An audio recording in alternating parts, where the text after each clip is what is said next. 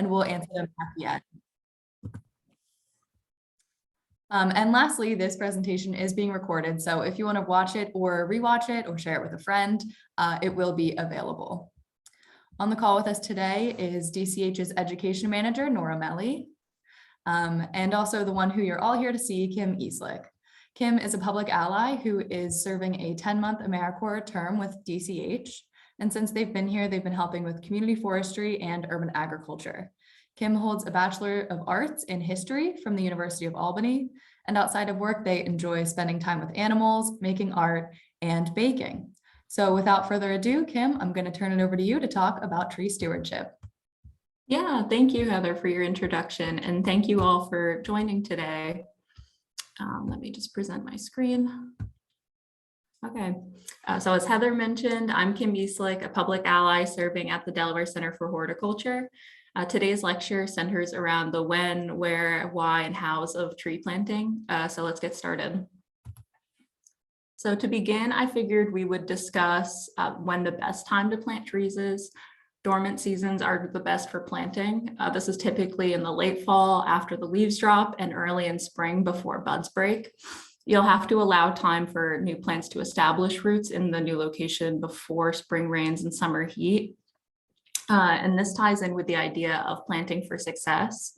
This is essentially the idea that you want to take all factors into consideration when first planting your tree, so that you have a higher chance of success for the tree surviving to adulthood. This way, your tree is more likely to survive and you reap all of the ecological and social benefits that we've discussed within the first lecture, which, in case you missed, include soil enrichment, wildlife habitat, noise screening, crime reduction, and many others. In urban forestry, the concept of right tree in right place has become increasingly important. Urban foresters today are still correcting and dealing with decisions made by foresters and city planners from 60 years ago.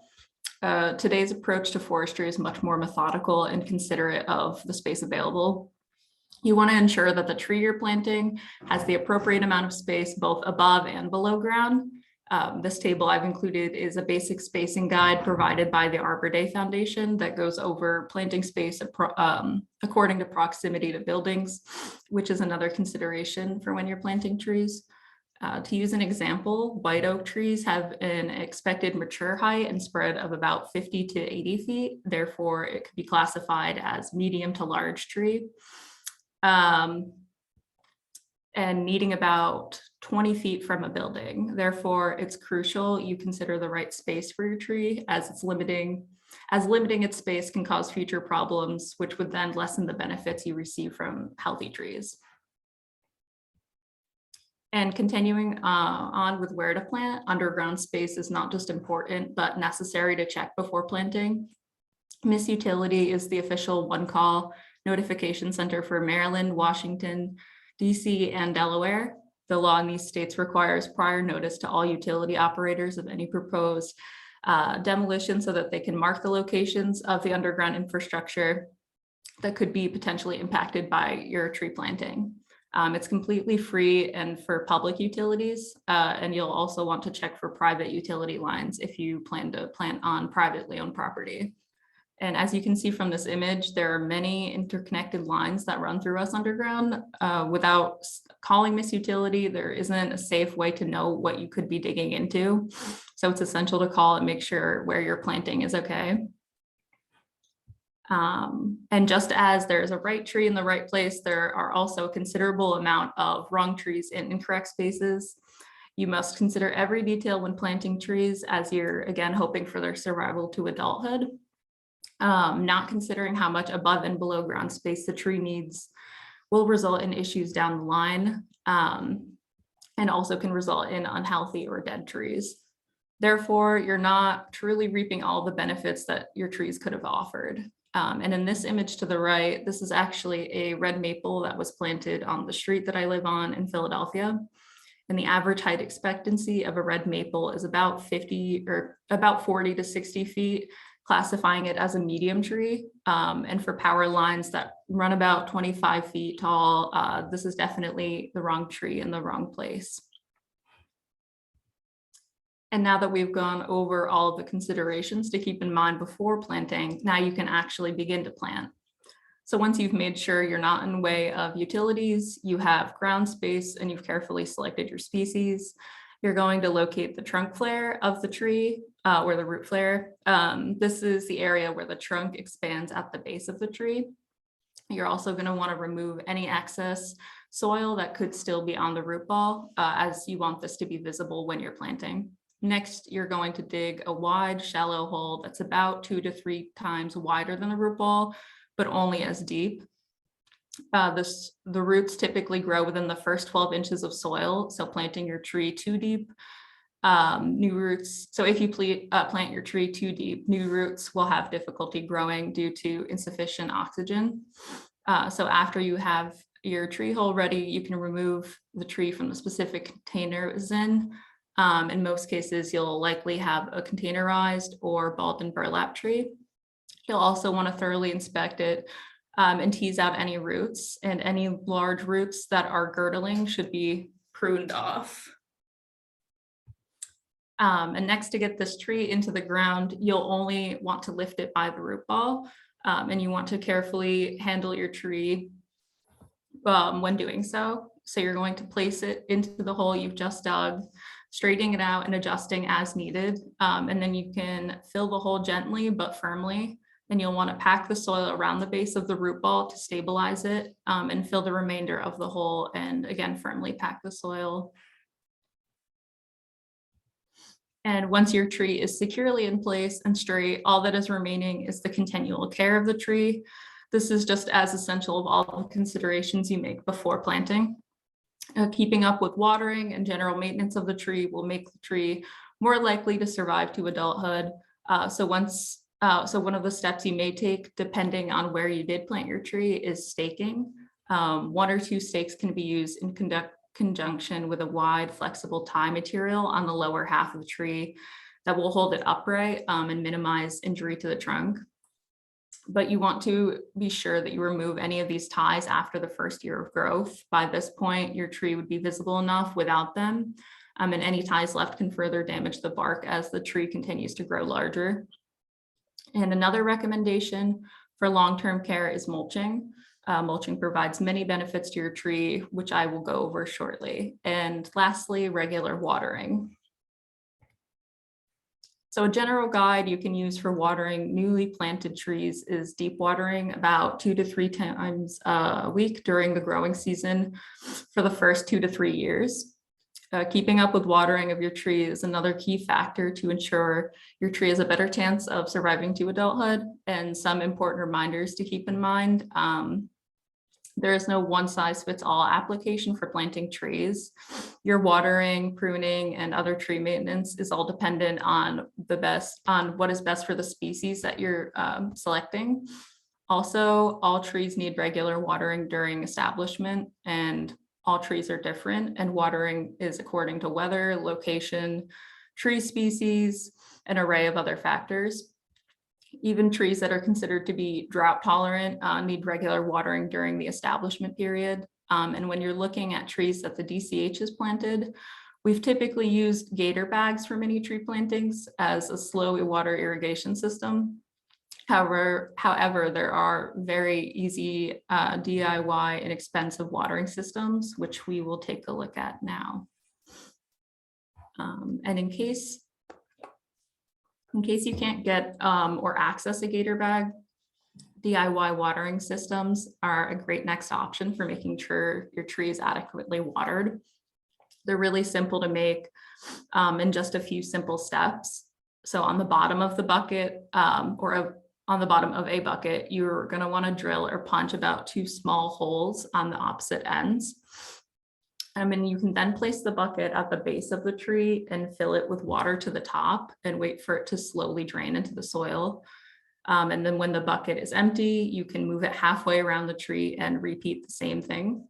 And you can repeat this 2 to 3 times per week in the summer. So your tree gets about 15 to 30 gallons of water. And then you'll typically want to water once a week in times of drought. And if you do choose to mulch your trees, I wanted to include some helpful tips to keep in mind when taking care of them. As you can see from this image, mulch volcanoes are a huge no and should always be avoided when mulching.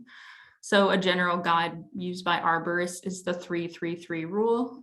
So you're making sure that your mulch is 3 inches from the trunk, 3 feet in diameter around the trunk, and at least 3 inches thick. And if you haven't been convinced enough to mulch your trees, I thought I would also include some of the many benefits to mulching. When done correctly, mulch can conserve soil moisture.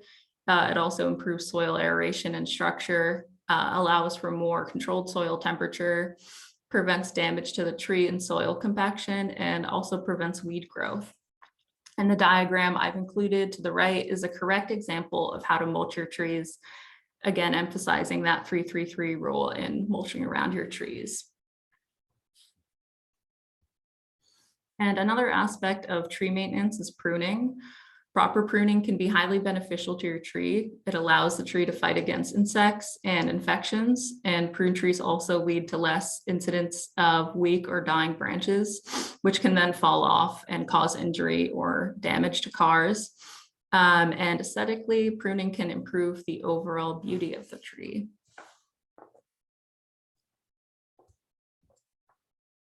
And just as there are proper times to plant your tree, there are also ideal times for pruning as well. Dormant seasons are the best time to prune your trees for a variety of reasons. You'll want to prune before spring growth so you can maximize growth and wound closure. There are also many benefits to doing so, which includes disease management.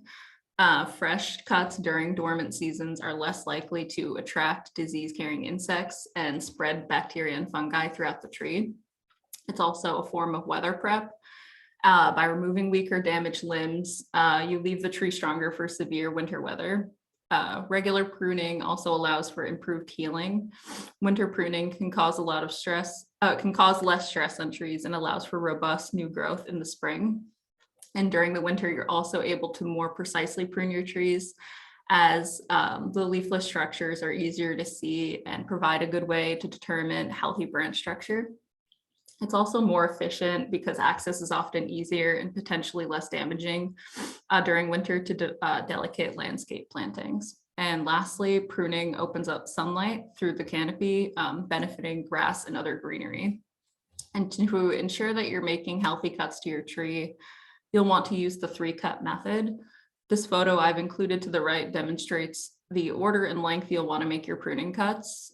So you're going to want to prune your branches back to where the branch began and near a bud. Pruning to where the branch began provides the quickest healing process. And pruning near a bud allows for quality regrowth. So the first cut, called the undercut, should be made about 6 to 12 inches from the base of the branch. You cut the underside of the limb halfway through, which stops the bark from peeling back when the limb is cut.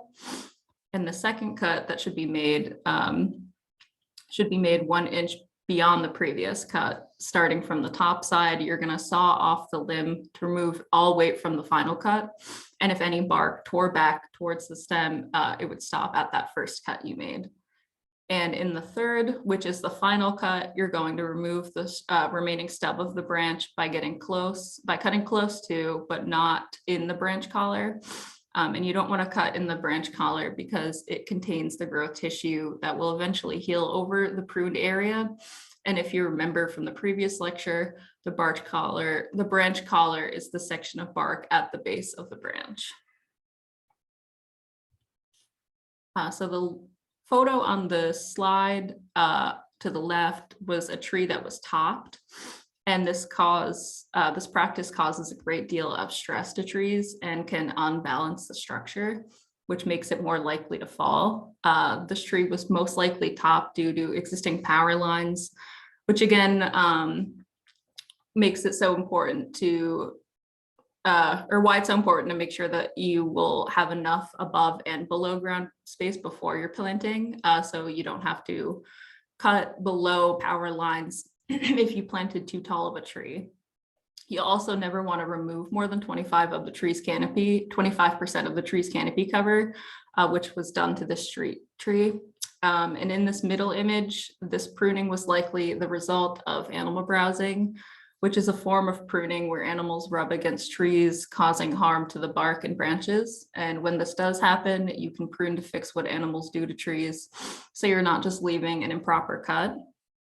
And lastly, to the right, this is a method of incorrect pruning known as a line style method, where you essentially prune out the inside of the tree, removing the interior branches. However, when this is done, you're taking out a significant portion of the canopy and damaging the structural ability of the tree, which makes branches more likely to fall off and cause accidents. And all three are examples you unfortunately see too often in pruning work, which again highlights the need for consideration about space prior to planting. And something you'll also often see with urban trees or newly planted trees is that they're staked or guyed. Stakes ultimately work to make the plant more visible, helping keep away mowers and reduce the likelihood of possible vandalism. Guying is when you tie the tree to an anchor, and it's optional, but good for trees on exposed sites. And you'll also want to, again, make sure that you remove any ties after that first year. And you can also add a trunk guard, which allows for added trunk protection and can be a good option for more exposed trees. So something important to note, however, with staking and guying is that trees grow stronger wood and are better tapered when exposed to wind and bending. And also these practices of tree care are more so for urban trees than the trees you'd plant in residential spaces. And now that we've covered the logistics of planting and caring for a new tree, I thought it was also important to cover common misconceptions people have about tree care. So first, you don't need to regularly thin your trees. You should only really prune as needed and during the correct seasons, again, to make sure that your tree will heal correctly. You'll also never want to top your trees, which is the practice we discussed before, as it's a huge stressor on the tree and you're essentially creating several open wounds. With top trees, you're also removing a great deal of the leaves, which is one of the mechanisms trees use to receive nutrients and water. So you're cutting off that supply. And therefore, top trees often don't survive. And another tree care myth is that dead trees are hazardous. Dead trees and dead wood or snags are actually ecologically beneficial for wildlife and can be kept in more remote areas with low traffic where they wouldn't pose a risk to people, property, or infrastructure. And lastly, hold on to your leaves in the fall. They make for great mulch to use for your trees. And as I just mentioned, you don't want to throw those leaves away. You can compost them. There are two primary types of leaf-based compost, leaf compost and leaf mulch, which is also known as leaf mold. There are two ways to compost these leaves. Leaf compost is essentially a mix of leaves and other organic materials like grass, clippings, or food waste. And then leaf mulch is just leaves and water and is great for retaining soil moisture. So if you want more plant nutrients and pest disease control, compost is definitely the way to go. So thank you so much to everyone for attending this lecture series. I hope you learned a great deal about tree benefits, tree anatomy, and how to properly plant and care for trees. Sorry, the lights. I've included the contact information on the slide for me and Heather, should you have any tree-related questions in the future. And if you enjoyed this lecture, please keep your eyes out for some of our upcoming events at the DCH, such as our Learning from Great Gardens tours, Food Cycle in May, and Dance for Plants in September. The registration for all of these events can be found on the DCH events page. And if you're a member, admission to these events is often discounted or free. And lastly, I've included some discussion questions that encompasses the material we've gone over, along with any other questions anyone might ask.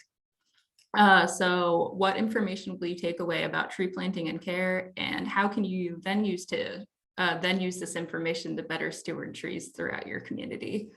So yeah, these are just prompts, but if anyone has any other general questions, you can put them in the chat. Thanks, Kim. That was great. This lecture series, I'd say, was a great time getting everybody ready for spring planting season.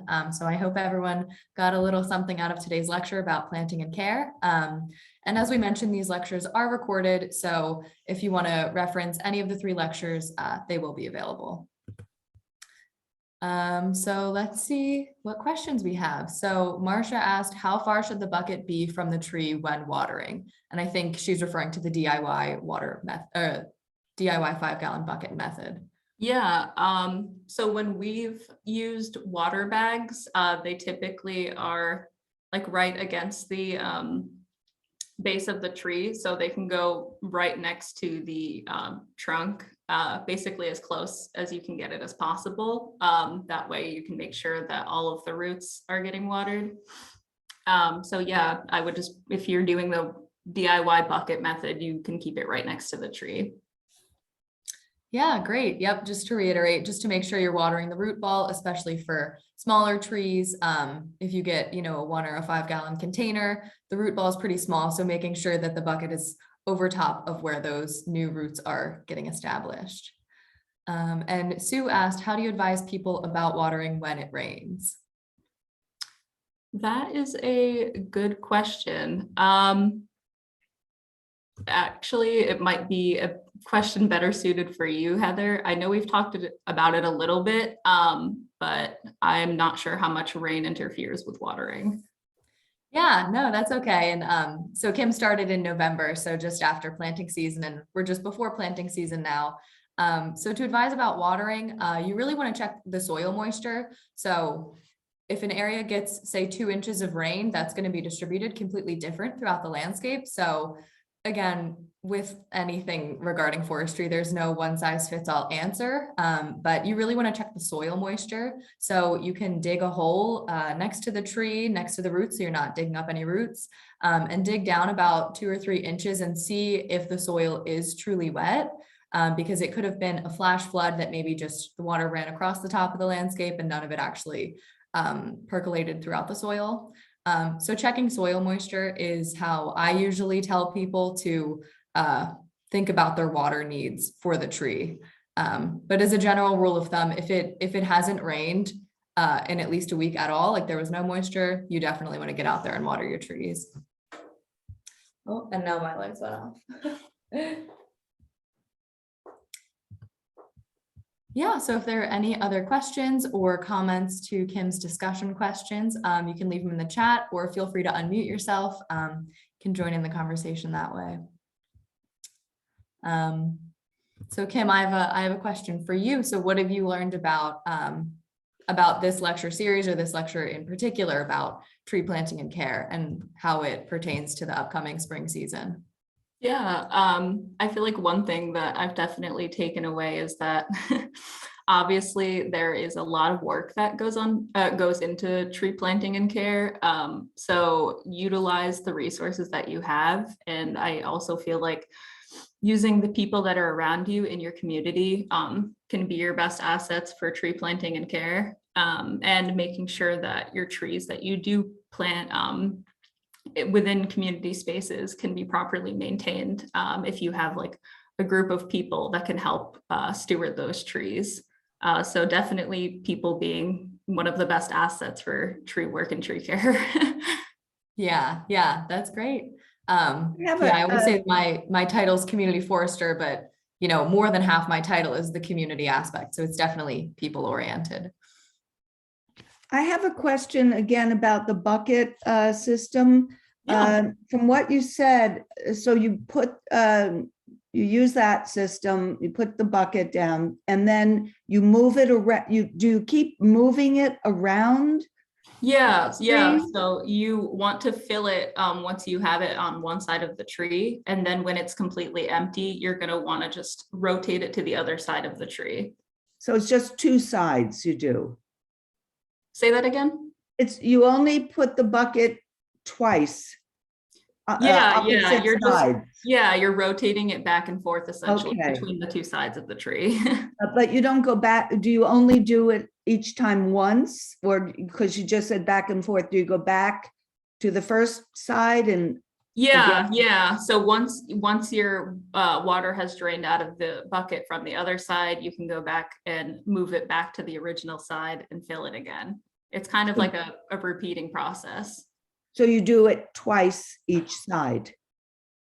It's more so that you kind of just continue to do it as you're watering the tree throughout the establishment period. So it's not just like a 2-time kind of thing. You're going to want to use this process with the bucket all while you're watering your tree. So it's Yeah, if I could just jump in, Yeah. sorry. I think what Kim is trying to say is, so each week, say you're watering your tree once a week, when you go out to water that day during that week, you're going to put the bucket on one side, fill it up, wait for it to slowly drain out, and then move it to the other side and wait for it to drain. But you only need to do that cycle once per watering per week. Oh, okay. And you can move it to different sides of the tree each week, like, through different weeks. But it's also a good way to measure how much water you're giving your tree a week, because a 5-gallon bucket holds 5 gallons of water. And so if you do that twice, the tree will get 10 gallons of water. And the slow release method is good because it, rather than dumping all the water onto the soil at once, it slowly drains it to the soil so it can actually stay within the pore space of the soil and actually contribute to the tree. Okay, so I just want to reiterate my understanding. So you do it normally 1 time a week when you're establishing the tree. I have 2 trees that were planted in the fall, so they're still being established. And then you put and you mentioned water bags as well. And what are those? They're essentially the same thing as the buckets. It's just a different version of that we use at the DCH. The bucket is just an inexpensive version of the gator bags. Oh, gator bag it's called. Okay, so then you put the bucket against the tree and you let it all drain out after, it's gone. And then you move it to the other side. Yep. And you only really need to do that once per watering and about 1 time a week. Is that correct? Yeah, Okay. maybe twice a week in, say, July and August, if it's really hot, if it's really dry. But yeah, that's the general way to do the DIY 5-gallon bucket method. Okay, thank you. Yeah, thanks for your question. And if there's no more questions, we are at 12:30. So please feel free to reach out to either Kim or I about any tree-related questions you may have. And thanks again for joining us today. We hope to see you at some upcoming DCH events. Thank you. Take care. Thank you.